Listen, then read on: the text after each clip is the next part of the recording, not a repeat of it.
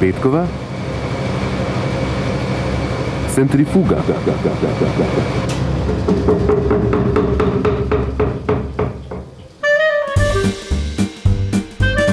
Ob najbolj obremenjenih dneh na slovenskih cestah, ko se proti morju pregovorno vali pol Evrope, smo bili seznanjeni z menda prelomno novico. Vlaki so prehiteli avtobuse. Slovenske železnice so dokončno prevzele družbo Nomago. To pa pomeni tudi za skupino Slovenske železnice drugo leto prvič več kot milijardo evrov prihodkov in postanemo daleč največji ponudnik mobilnosti v regiji. Morda res daleč največji, kot pravi prvi železničar Dušan Mes, a verjetno tudi med najpočasnejšimi. Iz praktičnih izkušenj ugotavljamo mi. Združitev vlakov in avtobusov po slovensko je logično tudi zato, ker slovenske železnice z vlakobusom že danes opravijo do 50 nadomestnih prevozov na dan. Sicer pa ocenjuje, da je naš javni transport cenovno ugoden, žal pa se kvaliteta in potovalne hitrosti prilagajajo stanju infrastrukture. Potrebni bodo novi odseki, ker gre zelo počasi. Včasih so umeščali v prostor 2 leti, gradili 10 let, danes umeščamo v prostor 20 let, pa gradimo 2 leti. In takšna matematika prinese, da slovenska motorizirana mobilnost zdaj trpi že praktično v vseh letnih časih. Dars ima kaj pa da najraje poletje, na čemer so zadnje tedne zaradi zastojev okoli slovenskih konic še posebej navdušeni štajerski uporabniki avtocest. Te dni pa Dars obnavlja tudi kraka severne ljubljanske obvoznice proti Štajerski. Predsednik uprave Darsa Andrej Ribič pojasnjuje. Obnova je pomembna zaradi tega, ker je asfaltna podlaga že slaba in potrebna je preplastitev in potrebno je namestiti novo signalizacijo horizontalno. Vprašanja mobilnosti seveda niso samo slovenski problem, a včasih se zdi, da smo za reševanje prometnih težav pri nas še posebej nadarjeni. Združitev največjega železniškega in avtobusnega podjetja bi dolgoročno res lahko prinesla mobilnostne prednosti, a bo treba izboljšati še številne vidike, pa ne samo infrastrukturne in motorizirane. Če se malo pošalimo, bi se lahko s slovenskimi železnicami in Nomagom združil še Dars. Če gremo še en zastoj naprej, pa bi sanjskemu mobilnostnem konglomeratu zagotovo koristile tudi Petrolove izkušnje rokovanja s strankami in državo.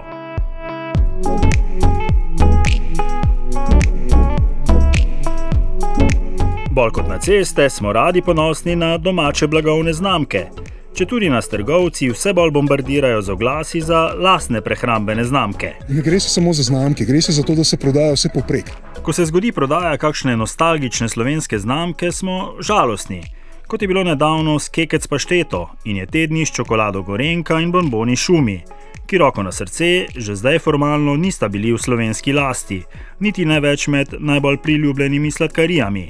Agrarni ekonomist Aleš Kuhar. To je ena izmed večjih neumnosti, ki jih lahko država sprejme, da proda stebrno pekarsko podjetje. In ni to edino podjetje stebrno v živilski industriji, ki je bilo neumno prodano.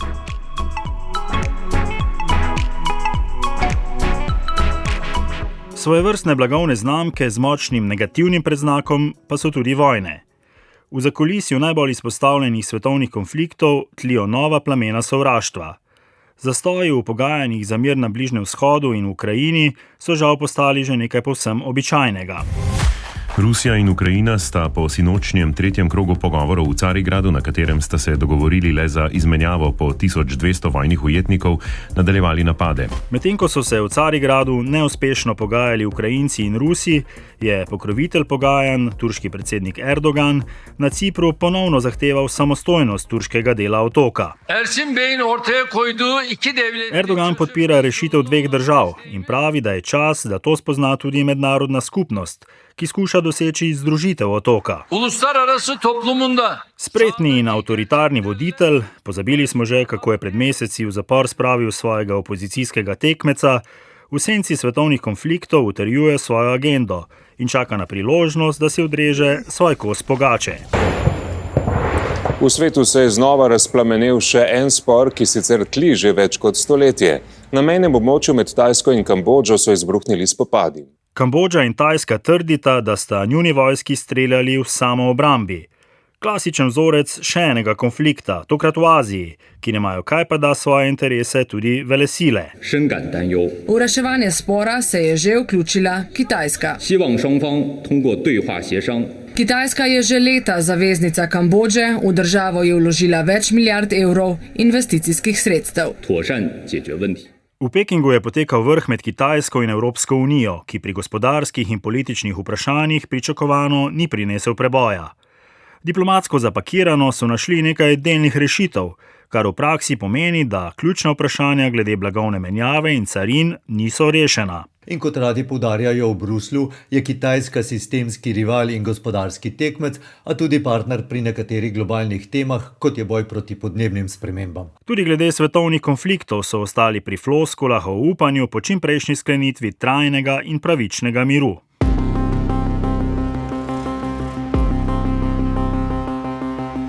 Medtem se morija v Gazi nadaljuje.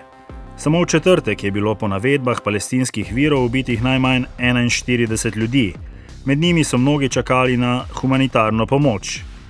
Francoski predsednik Emmanuel Macron je napovedal, da bo Francija priznala Palestino, in sicer na generalni skupščini Združenih narodov septembra letos. Na napoved so se ostro odzvali v Združenih državah in v Izraelu. Ostra in neposredna pa je tudi slovenska akademska skupnost. Članice Ljubljanske univerze namreč trenutno sodelujejo v 4 projektih, ki jih financira Evropska unija in v katerih sodelujejo tudi izraelske institucije. Sodeluje recimo Izraelski institut Technion, ki je direktno vpet v proizvajanje znanja in tehnologij, ki se trenutno uporabljajo za pobijanje nedolžnih Palestincev. Del profesorjev Ljubljanske univerze je rektorja Gregorja Majdiča pozval, naj od Evropske komisije zahteva izločitev izraelskih univerz iz programov, ki jih financira. Kritična akademska skupnost je prepričana, da Ljubljanska univerza s sodelovanjem z izraelskimi univerzami normalizira izraelske zločine v Gazi. Da bi se ob umanjkanju financiranja izraelske univerze in druge institucije vsaj zamislile nad tem, ob čemer molčijo. Akademska skupnost s svojim stališčem zasleduje pacifistična stališča, ki so zagotovo pomembna podstat vsakega svobodnega razmišljanja in liberalne družbe. Četudi mirovniška gibanja včasih delujejo naivno in so kdaj pa kdaj sprta med seboj in celo samim sabo, igrajo ključno vlogo pri zaščiti napadenih narodov, manjšin, skupnosti. Jaz mislim, da bo mirovno gibanje usodno pomembno za to, da se ne pogreznemo v resnično veliko vojno.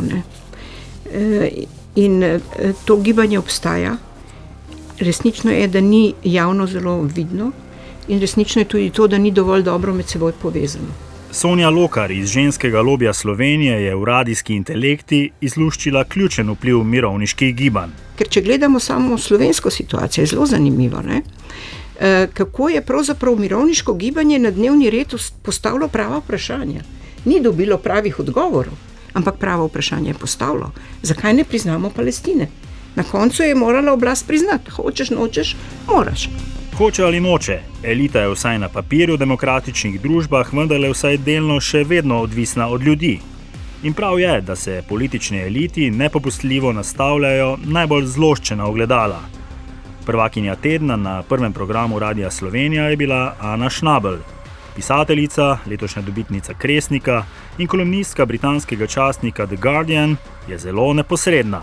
Pezdejti so zame najprej ljudje, ki ne opazijo, da je tisto, kar o sebi deklarirajo, v velikem konfliktu s tem, kar dejansko živijo. Si ves čas želijo pritegovati pozornost in podobno. Veste, te diskrepance so zame znak za pezdontrstvo, če rečem pogorensko. A so na čelu Evropske unije pezdontarji? Ja. Na nivoju akcije pa ne stori nič, a ne kljub temu, da se zdaj pa že skoraj 2 leti v Gazi odvija genocid. Gremo naprej, hitro vprašajte klicen studio. Hitro. Dober večer. Hecen je ta naš svet, ko še vedeževalci niso več, kar so morda nekoč bili. No ja, neka Mariborčanka je prek plačljive telefonske številke vedeževalca stopila v stik z drugo žensko, ki je od nje v zameno za čiščenje negativnih energij zahtevala plačilo. Oškodovanka je ženski v več srečanjih skupno izročila približno 175 000 evrov gotovine in nakit v vrednosti približno 50 000 evrov. Ki jih je oškodovanka osumljenki izročila ob njenem prepričevanju, da jih izroči, da bi jih osumljenka očistila črne magije, pri čemer pa jih oškodovanki ni vrnila. Med osumljenimi je tudi menda znani vedeževalec Blaž, ki znova dokazuje, kako je vedeževalčeva kobila običajno bosa in kako niti sam sebi ne zna napovedati prihodnosti. Prosim? Ja, vedeževalec ste, zakaj Mislite, pa ne? da jaz se vidim, a kaj? Ja, menda? Ne vidim. Pojma nimam. Čuvajte se vedeževalcev, izogibajte se zastojem in neurjem, bodite mirovniški in pomirjeni. Zadnjo julijsko centrifugo 20.25 sva tudi s črno ironijo tedna vrtela tonski mojster Max Pust in novinar Luka Hvalc.